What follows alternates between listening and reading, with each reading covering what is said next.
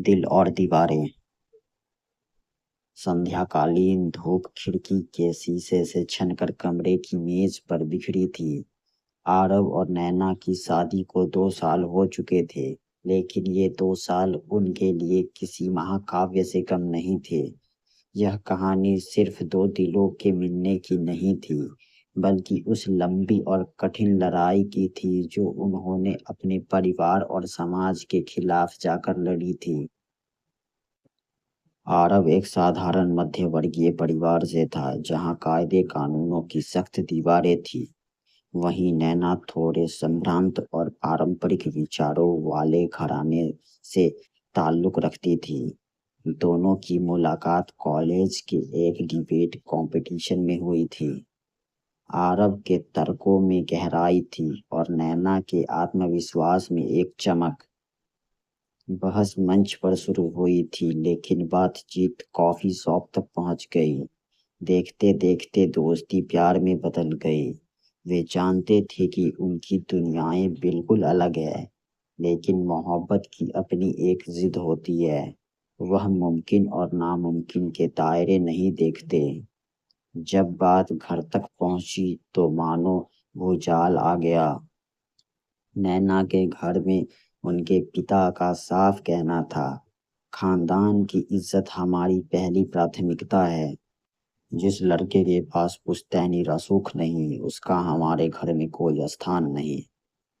आरब के घर में माँ की आंखों में आंसू थे और पिता की खामोशी में चेतावनी। बेटा, अपनी बराबरी का रिश्ता ही टिकता है। यह आधुनिक सपने कुछ दिनों के हैं, बाद में सिर्फ पछतावा बचेगा। दोनों तरफ से दबाव बढ़ने लगा।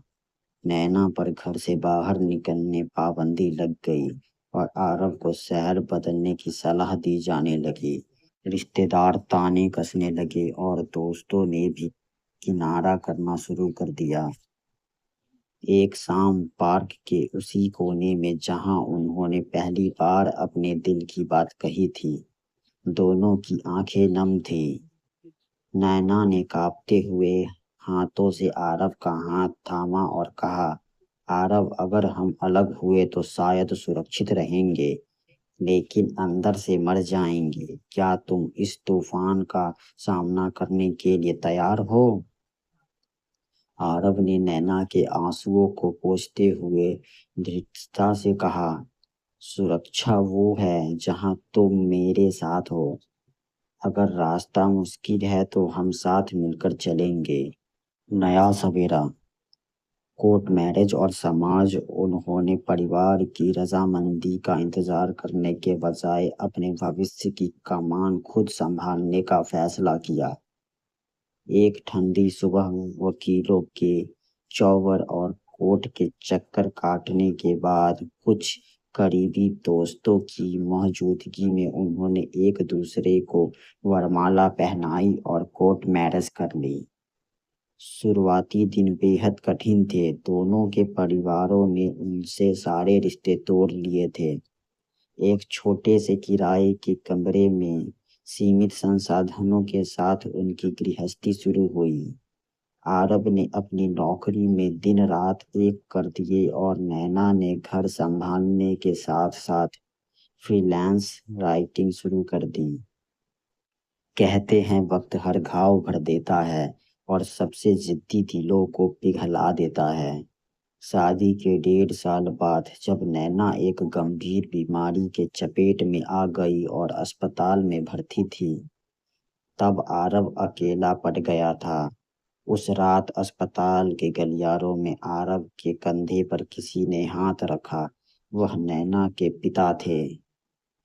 बेटी की तकलीफ ने अहंकार की सारी दीवारें गिरा दी थी।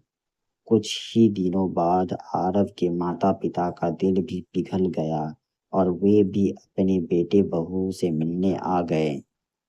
लव मैरिज सिर्फ दो लोगों का मिलन नहीं है, बल्कि यह रूढ़ियों और बाधाओं के खिलाफ एक लंबी तपस्या है।